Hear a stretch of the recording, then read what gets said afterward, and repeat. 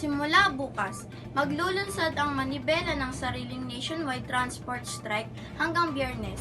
Ayon kay Mar Balbuena, ang chairperson ng grupo, ito'y bilang protesta sa di umano'y hindi pagpansin ng pamahalaan sa mga reklamo ng mga driver at operator hinggil sa Jeepney Modernization Program. Nito lamang nakaraang hapon, nagkaroon na ng 3 araw na tigil pasada ang piston.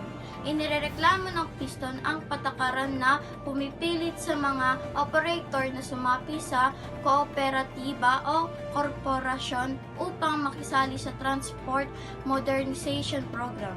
Nililinaw naman ng mga otoridad na maaari pa ring mag-operate ang tradisyonal na jeepney kung kasapi sila sa isang kooperatiba o korporasyon.